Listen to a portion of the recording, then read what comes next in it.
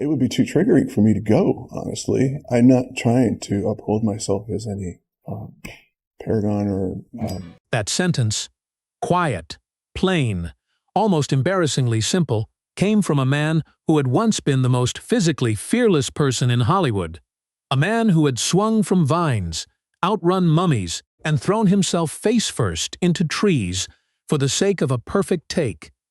A man whose body had been so extraordinary that magazine covers ran out of adjectives for it. He wasn't T talking about a war zone. He wasn't T describing a medical emergency. He was talking about a party, a Golden Globes party, the kind of room he'd once lit up just by walking through the door. What happens to a man when the industry he gave everything to becomes a place he can no longer enter without shaking? What gets taken from you when silence becomes the only survivable option? And how, after a decade in the dark, after surgeries and shame and a public humiliation so slow it barely registered as cruelty, does a person find their way back to themselves? This is not a story about Hollywood's redemption. Hollywood did not redeem Brendan Fraser, he redeemed himself. The industry just happened to be watching when he did. He arrived on December 3, 1968, in Indianapolis, Indiana, a city he would barely get to know before his father's career in Canadian Foreign Service uprooted the family again and again and again. Seattle, Ottawa, the Netherlands, Switzerland, back to Canada. By the time Brendan graduated high school, he had collected addresses the way other kids collected baseball cards, and home had become a word he used without quite understanding what it meant. Instability will do one of two things to a child. It will make them retreat, or it will make them perform. Brendan Fraser performed. He learned to read a room before he could read a map. He learned to make strangers feel comfortable because strangers were all he had. He walked into new classrooms the way a diplomat walks into foreign embassies, with a smile that said, "I am harmless," and a warmth that made people want to believe him. That gift would take him everywhere. It would also, eventually, make him the perfect target. He studied at the Cornish College of the Arts in Seattle and moved to Los Angeles with the quiet recklessness of someone who does to yet understand the odds. His early work was modest, a small part in Dogfight in 1991, opposite River Phoenix. School Ties in 1992, where he held his ground against a cast that included Matt Damon, Ben Affleck, and Chris O'Donnell playing a Jewish quarterback, hiding his identity at a prep school built on inherited cruelty. Even then, watching him in that film, you could see it. The thing that could be taught. Not star power, something quieter, a quality of attention. He looked at the other actors like he actually cared what they were going to say next. Then came Encino Man, also 1992, a film that had no right to work. A thawed caveman navigating modern suburban California should have been embarrassing.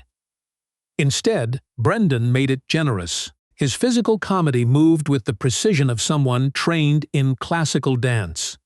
Every pratfall deliberate, every double take, earning its laugh rather than begging for one. Hollywood noticed. And then, in 1997, George of the Jungle turned notice into star power. He was shirtless for most of it. He did his own stunts. He slammed into trees with a commitment that looked, from certain angles, like a man actively trying to injure himself. Audiences bought $30 million worth of tickets in the opening weekend. Critics called it fluff. They were technically correct and completely wrong. They were watching a man who could have protected himself, who could have stood at a careful remove from the material, choosing instead to be genuinely, unguardedly ridiculous. That choice requires a courage that most serious actors never find. By 1999, the calculation changed entirely. The Mummy was not supposed to be The Mummy. It was Universal's anxious attempt to resurrect their monster franchises, a production that could easily have become a cautionary footnote about studio desperation. Instead, It became something people still quote 25 years later. It made $416 million worldwide. It made Brendan Fraser the kind of actor that studios build release schedules around. Rick O'Connell, part Indiana Jones, part Bruce Campbell, entirely committed to the joy of his own existence. Was the role Brendan had been building towards since those early classrooms, since all those first days in foreign cities where charm was the only currency that transferred. The sequel arrived in 2001 and made even more money. And then, quietly, the accounting began. No one tells you what it costs to be an action star. Not the publicists, not the directors, not the insurance actuaries who will eventually use those costs against you. The work requires you to treat your body like a vehicle, to push it past its limits, to ignore signals that a less ambitious person would have read correctly. Brendan Fraser ignored those signals for years, because that was the job, because the cameras were rolling, because he was Brendan Fraser, and Brendan Fraser didn't do things halfway. By the mid-2000s, the invoice arrived. His back seized without warning. His knee gave out on staircases. A stunt gone wrong had damaged his vocal cords in a way that was subtle at first, and then was In 2007 came the first surgery, a laminectomy, surgeons removing part of his vertebrae because his spine was compressing nerves it had no business touching. Then a partial knee replacement, then multiple back surgeries, then vocal cord repair. 7 major operations over 7 years, each requiring months of recovery, each leaving him a fraction less than he'd been before. He would later describe those years as being held together by tape and ice. He was not speaking metaphorically.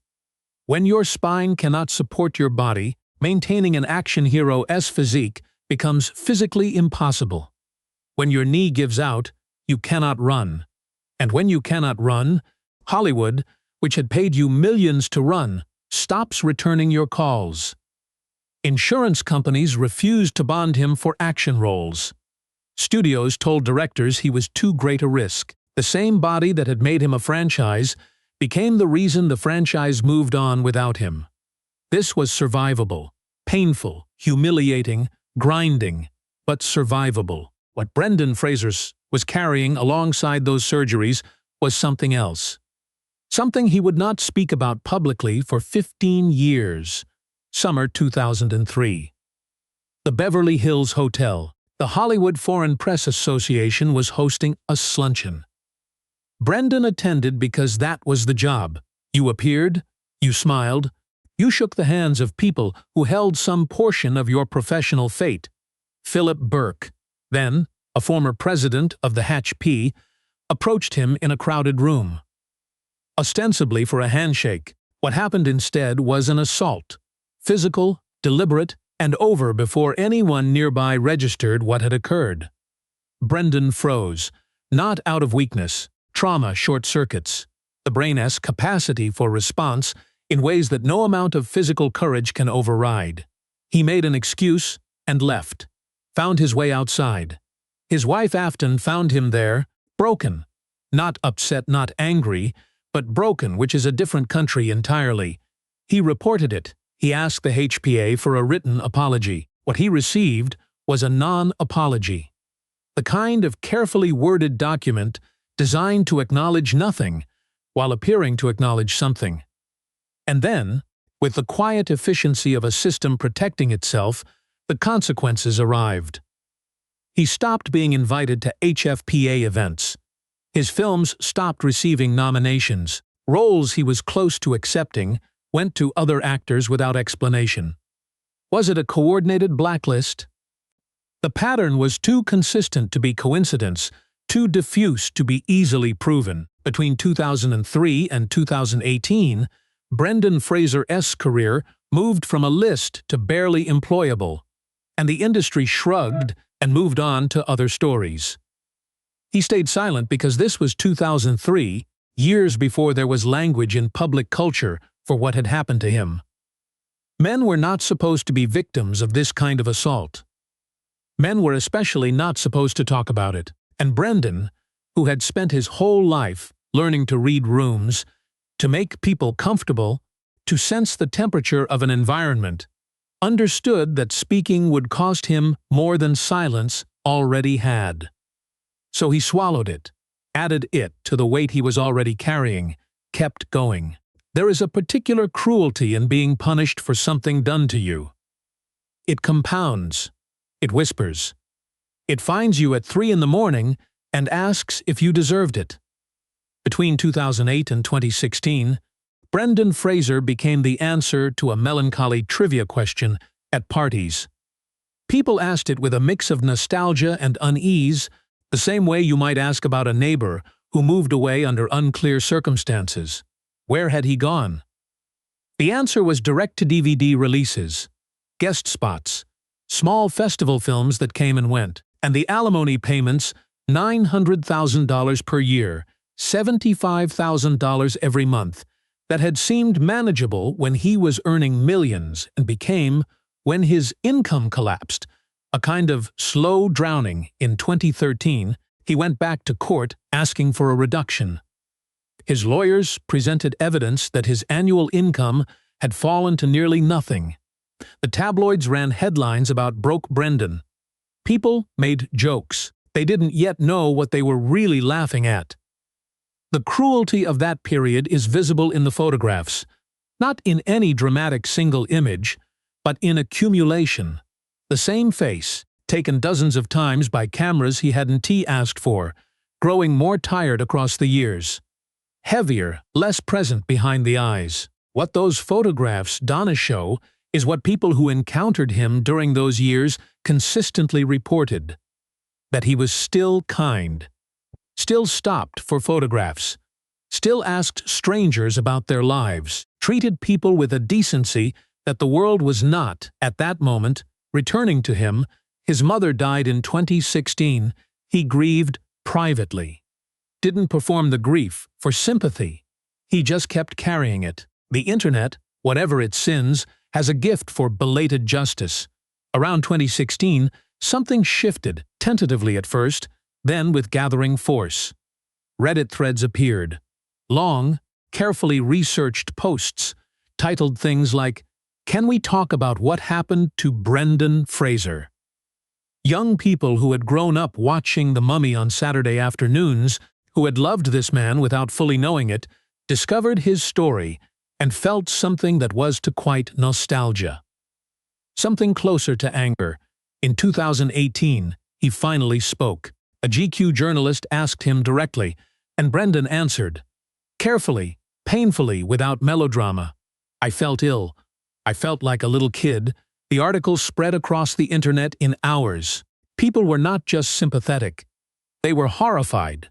In the specific way you are horrified when you realize something wrong has been hiding in plain sight for nearly 2 decades.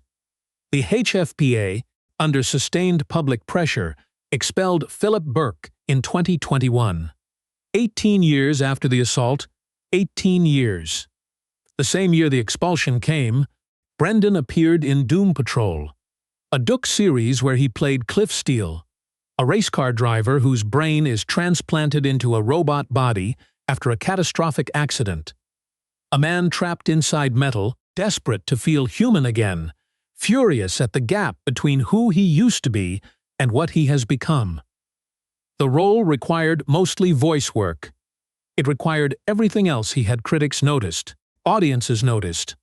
Not because the role was a comeback story. Brendan wasn't performing a comeback, he was simply being honest. But because the honesty was undeniable. He understood that character the way only someone who has actually lived that particular loss can understand it. Then, Darren Aronofsky came with The Whale. Charlie is a man who weighs 600 pounds, who has retreated entirely from the world, who is trying to find one true thing, his estranged daughter, before time runs out. On paper, this is the role that could have destroyed what remained of Brendan's reputation. A fat suit performance engineered for awards consideration. Aronofsky understood that the role required something no fat suit could manufacture. He required Brendan Fraser, hours in prosthetics every day, physical discomfort that echoed the chronic pain Brendan had learned to live around.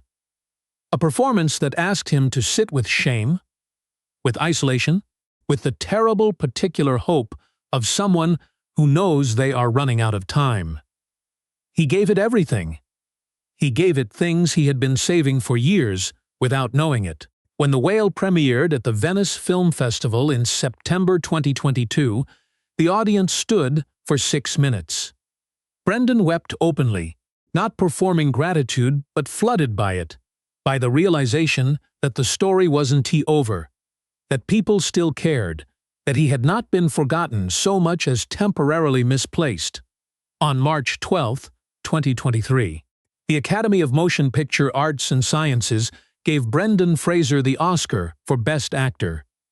He stood on that stage with tears, making it difficult to speak, and said, "I was in the wilderness, but you found me." He thanked his sons.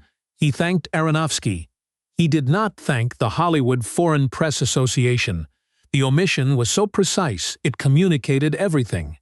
At 58, Brendan Fraser is not a story with a clean ending. His body still carries the damage of those 7 surgeries. He moves with the careful awareness of someone who has learned not to trust his own joints. The alimony payments continue, adjusted for his current income, but present. Martin Scorsese cast him in Killers of the Flower Moon alongside Leonardo DiCaprio and Robert De Niro. Directors who grew up watching The Mummy on Saturday afternoons are now old enough to cast him in their films, and they are doing so with genuine enthusiasm. He rarely brings his sons to public events. Griffin, now in his 20s, still requires support that Brendan provides without public comment. Holden and Leland have grown up largely outside the reach of cameras, which was the plan all along. After everything, privacy feels like the only luxury that actually matters. The photographs of him now look different from those paparazzi images of 2013. His hair is grayer. His face carries the lines of everything that happened to it.